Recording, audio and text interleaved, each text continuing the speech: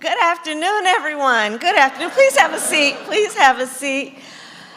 Kashawn and Lewis, I want to thank you for that introduction and for just how you are inspiring so many folks. We were talking backstage, and the two of them really have worked so hard to do what we all do, right? Which is we want to work hard. We're prepared to work hard. And we want to know that there will be a return on that and that the system will support hard work to allow people to attain and realize their dreams. And the two of you are real role models for the importance of this approach and the work we're going to talk about today. And I want to thank you for that and having the courage to be on a stage and talk in front of so many people about what you both are doing. I know you're going to get that home very soon. So congratulations to you both. Thank you. So it is good to be back in Maryland, and it is good to be with former Majority Leader, Congressman Steny Hoyer. Steny, I want to thank you always. I have shared many a stage and walked many a block with Steny Hoyer. He is always fighting for the people of Maryland. It is so good to be back with you. And to the leaders of Bowie State, I want to thank you, Madam President. I want to thank you for the warm welcome. Where is she? There you are. I want to thank you for the warm welcome and all the work you are doing for the future of America here at Bowie State. Thank you for that. And I want to thank all of the folks who are part of the Home Free USA program, because you're doing the work on the ground every day. Thank you. So, our Secretary, Marcia Fudge, wanted to be here today to talk about the incredible work that the Department of Housing and Urban Development, the work they have been doing to expand access to housing on a number of levels, including expanding access to counseling to help people know how to be on a track to actually get a home and keep a home. And the work that she has done as the Secretary of HUD has been extraordinary. Her work is the work that is about making sure that more Americans have and can receive trustworthy advice on how to buy a home, how to lower their rent, and plan their financial future. So in her absence, about her, I must say, she is a former mayor, a former member of Congress, and now as the Secretary of Housing and Urban Development, Marcia Fudge has been a true champion for the families and homeowners of America. And so let us give her a round of applause, because we do rely on her leadership and partnership. So today, I will begin with a very brief and short story. So for most of my childhood, our family rented. And then there was this one afternoon where our mother, called my sister Maya and me in. We were in high school at the time, and she called us into the kitchen. And she showed us this photograph. And it was a picture of a one-story dark gray house with a shingled roof and a beautiful lawn. And Mommy, which is what we called her, was telling us that after her years of saving, she was ready to become a homeowner. And I remember that day so vividly. Our mother was so excited. And we were therefore so excited because our mother was so excited about what this meant in terms of not only a symbol of her hard work, but what it means to be able to have that symbol of pride in yourself, knowing also what it means in terms of what you can do for your family. I remember that so well. And so not only for my mother, but for millions of people across our nation. That's what that means. Homeownership is an essential part of the American dream.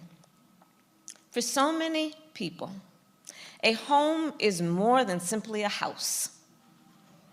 It is community. The community that comes from block parties, from cookouts, from lending a cup of sugar to the person who lives next door. A home represents financial security.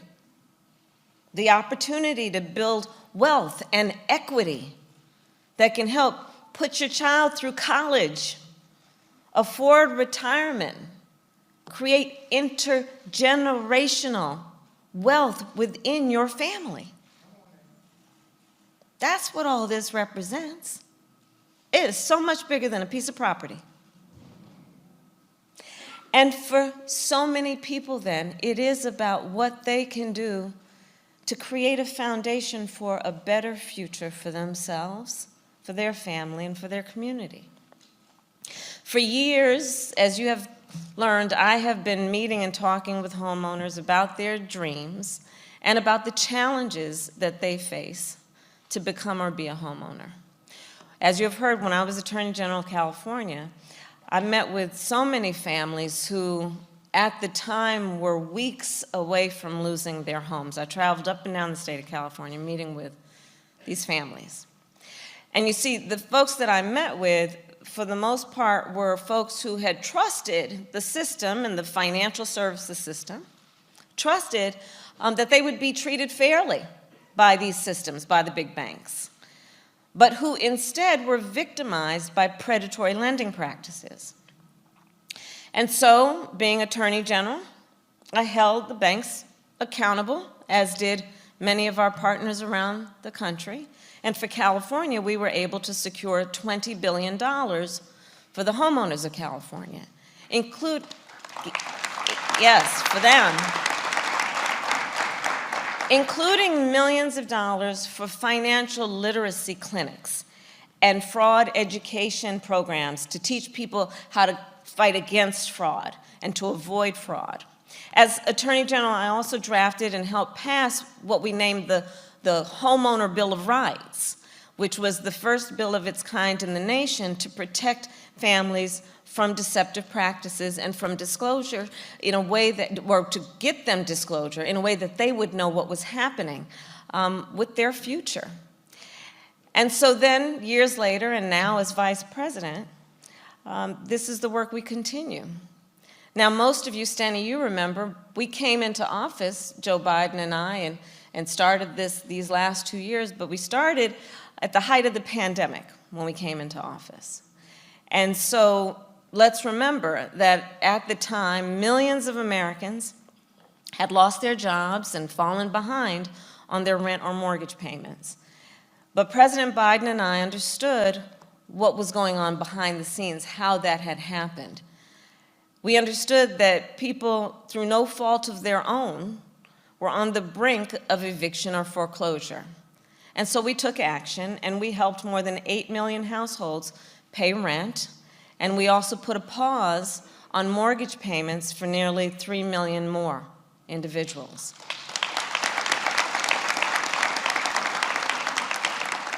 And that brings us to today, where we are here to make an announcement about how we can help more people in connection with their ability to be a homeowner. So here's how it works. So let's say that you dream of buying a home like so many hardworking people, and you have a steady job, and you work hard, and you work good, but your credit score could be a little bit better. So even though you've been saving, you still do not have enough for a 10 or 20% down payment as part of that scenario, right? You're working hard, you have a dream, but you don't have enough of that 10 or 20% down payment. Well, if you went to a bank, and if your credit score weren't perfect, if you went to a bank, it's unlikely they would approve you for a home loan. Well, you see, that's not only a problem for that individual, that presents a problem for our nation, and I'm going to tell you why.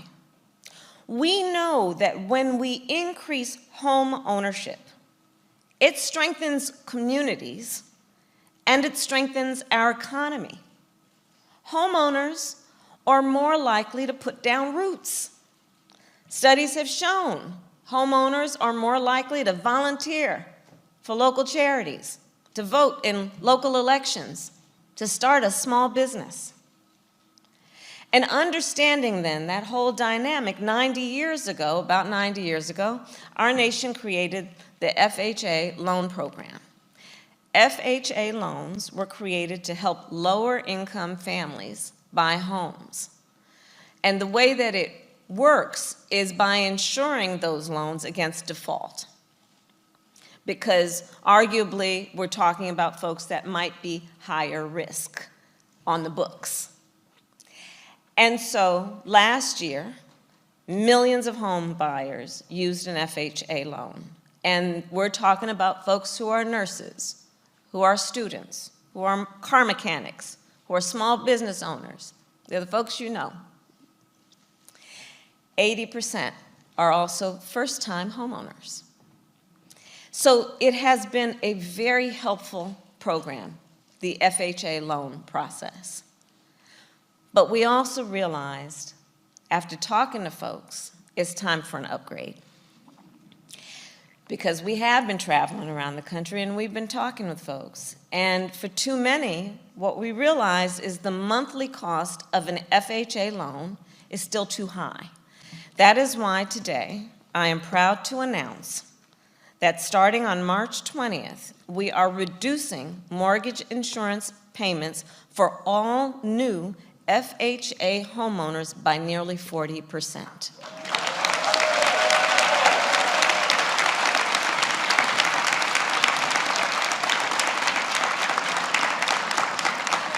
And what this means is, on average, homeowners will pay at least $800 a year less on their mortgage. And that's $800 more in your pocket for household expenses. We expect that with this new approach, more than 850,000 Americans a year will benefit from this discount. Many will be first-time home buyers. And so this is part of our broader strategy. Every day, Joe Biden and I talk about and work together with our partners, like former Leader Hoyer, current Leader Hoyer, to lower the cost for the people of our nation, because you are a leader. For working families, we have reduced heating and electricity bills. So folks have more money in their pocket to buy things like school supplies, replace the dishwasher, or take a family vacation. For seniors, we capped the cost of insulin at $35 a month. So our seniors don't have to choose between filling a doctor's prescription or paying for groceries.